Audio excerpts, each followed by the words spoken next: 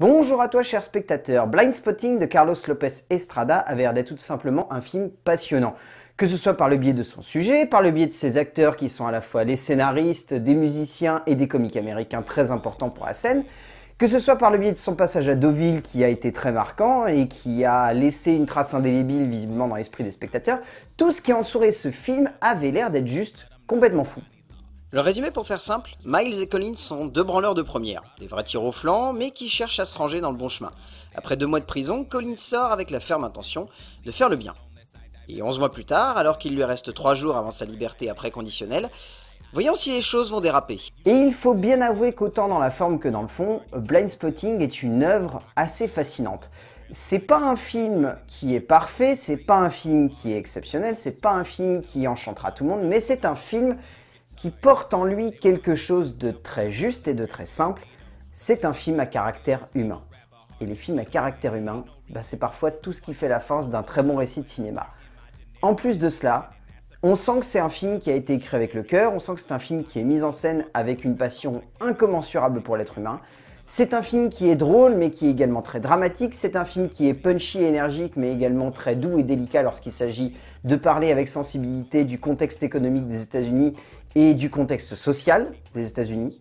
Point très important d'ailleurs dans le film, on sent qu'il y a une envie de parler de la mixité des cultures et du fait qu'il n'y a plus vraiment de barrières au sein de celle-ci et que les seules barrières que l'humanité s'impose, c'est des barrières qu'on semble vouloir absolument l'obliger de voir comme étant une barrière alors que ça n'est pas le cas.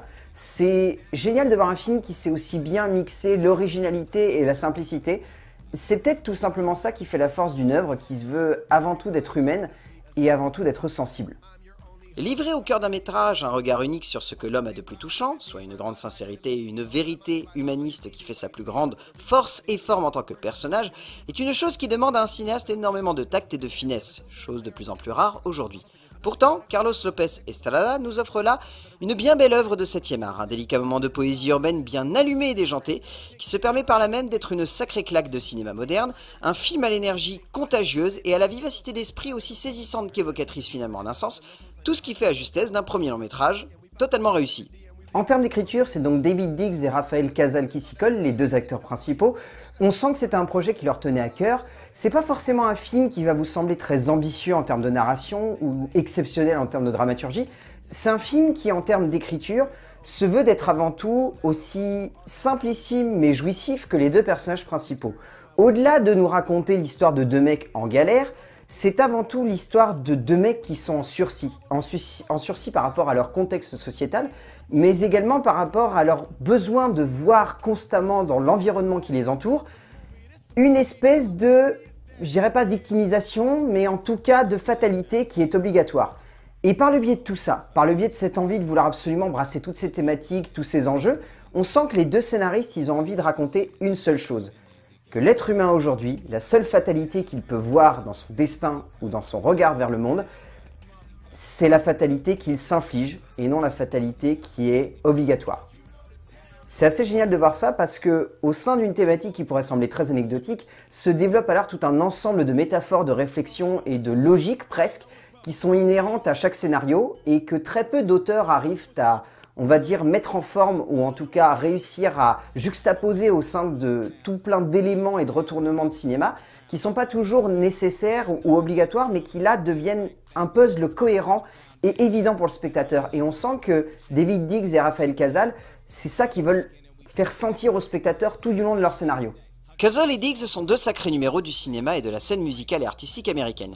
Cette collaboration assez jouissive à l'écriture d'un scénario qui est un pur plaisir de cinéma contagieux comme jamais, est juste impressionnante en termes de composition de personnages et d'évolution de l'histoire. Certes, ces protagonistes tournent un peu en rond en un sens et se contentent d'avancer dans une direction un peu facile, pour ne pas dire carrément balisée par moments.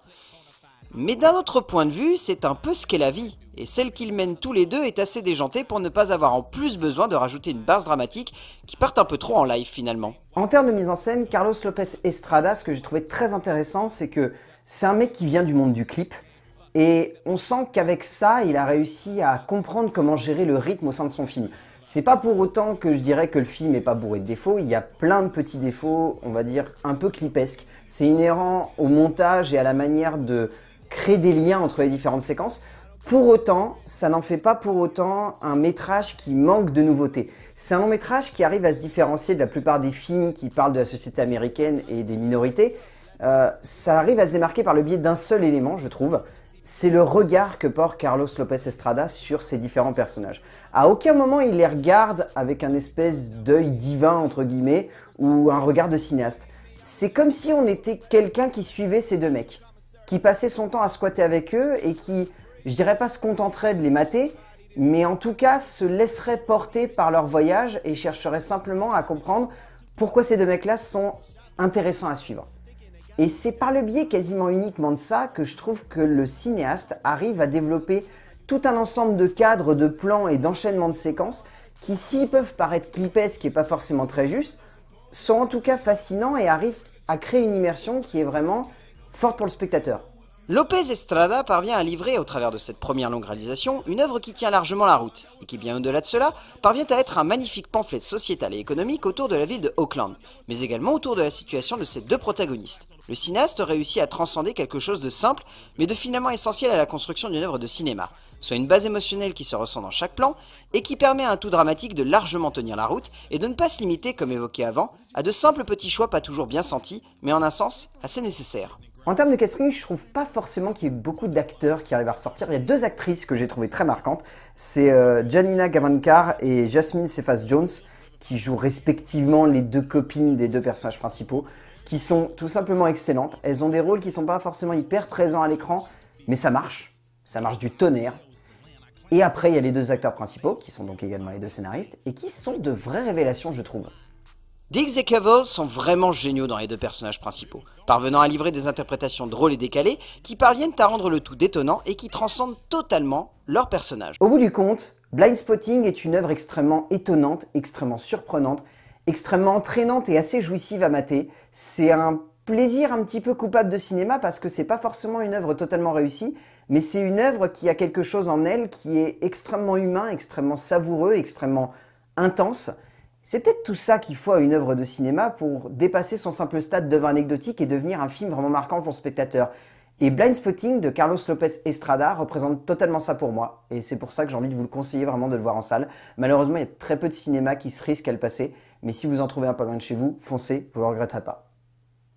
A plus.